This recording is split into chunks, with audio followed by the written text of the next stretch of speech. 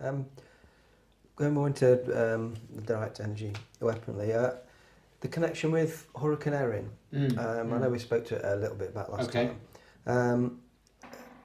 How the way it's connected with how the energy weapon was directed to the Twin Towers. Okay. They used Hurricane Erin. Did they use it as a generator? Like the Tesla coil? Was it like a Tesla coil? Okay, yeah, that's a kind of a tough one for people to sort of get their head round. Exactly. Yeah, that's why I brought it up. Good one to bring up. So, what Dr. Wood started talking about in 2007 sort of time frame was this idea that some people think, oh yeah, the World Trade Center was zapped with an energy beam and it turned to dust, and that sort of thing. It's not really like that, and this is one of the problems, because that sort of scenario is presented in science fiction films, Transformers and stuff, where you just zap a building and bang it goes in. But it's really not like that. We think, and I remember Dr. Wood drawing this analogy with photographic film, where, for example, you expose the film to light and it doesn't really change. But then you put it in a chemical and the change then comes, so you need both the light and the chemical, but not at the same time, and then it develops, and you get the actual picture coming out after you've put the chemical on it. So what seems to be happening at the World Trade Center is a mixing of things. So you mix things together and things then start to happen to the structures, and what it appears to have been is a mixture of microwave energy, so some evidence that was involved because of certain effects that are consistent with the use of microwave energy. Whether again that was just like some giant beam, don't really know for sure, or whether it was some kind of more diffuse sort of system that they used for that part, we don't know.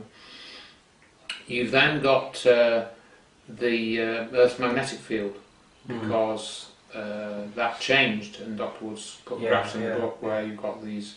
If you measure how strong the Earth's magnetic field is, or how much it's pointing north, or whatever, these instruments in Alaska, the magnetometers, showed these significant changes throughout the day, throughout the events of 9/11, from actually about 8 o'clock in the morning, I think it was, maybe just after, right through to about 6 o'clock.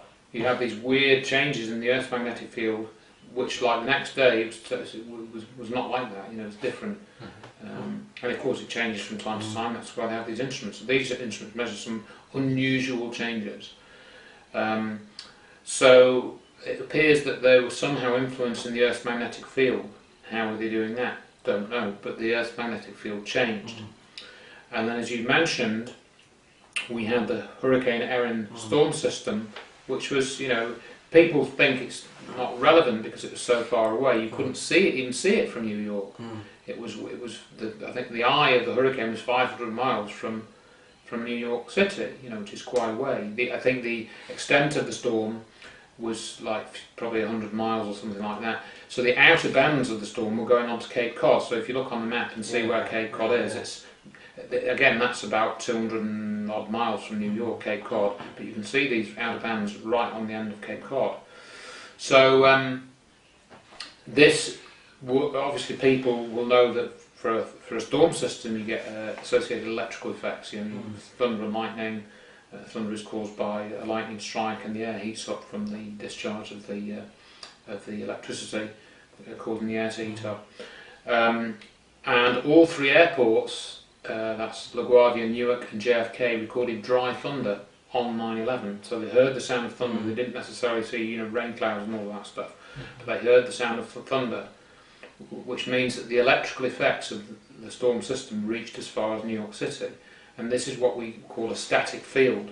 So it's, rather than electricity going down a wire, you have a build-up of charge in the air, and it's not exactly totally static, because obviously the storm system is moving slowly, but compared to current that's going down a wire, it behaves differently. It's static, it's more or less static in one place, and you get a charge build-up.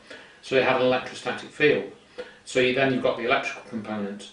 So you've got the electrical component, you've got the Earth's magnetic field, and then you've got the microwaves. And it appears that through some combination of that, and maybe something that we don't have, there may have been something else that they were using as well, which we didn't have data to detect it, some other form of energy, I don't know, which we don't quite know. that they're able to then tune that somehow. And Dr. Wood talked a few years ago about resonance effects, where, for example, I remember in a 2007 presentation she showed the Tacoma Narrows Bridge, where I think this was 1930, was it? The Tacoma Narrows Bridge, I think, was on the west coast of Tacoma. I think was it Canada?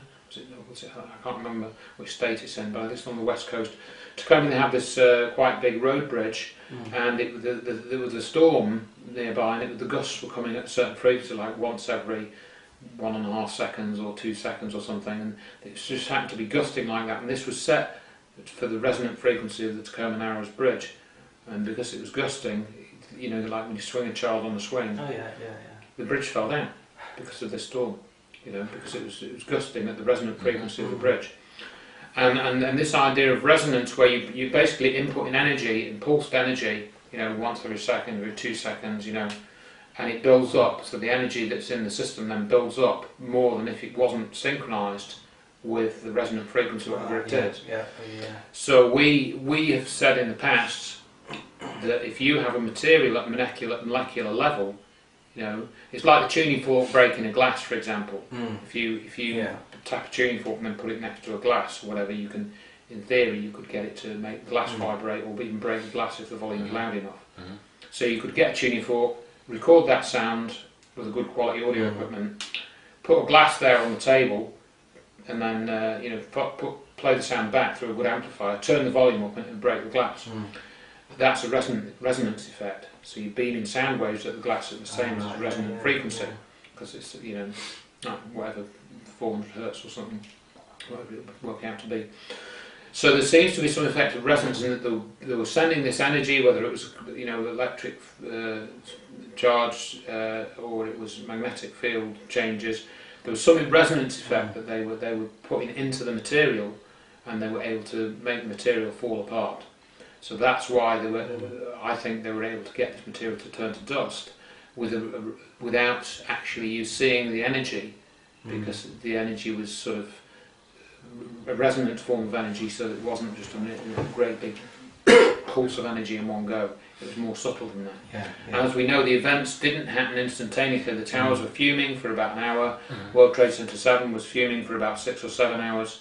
So it's like they were working on this material, you know, with a resonant frequency for several hours before it got to a point where it just became, you know, dust, and it lost its constitution.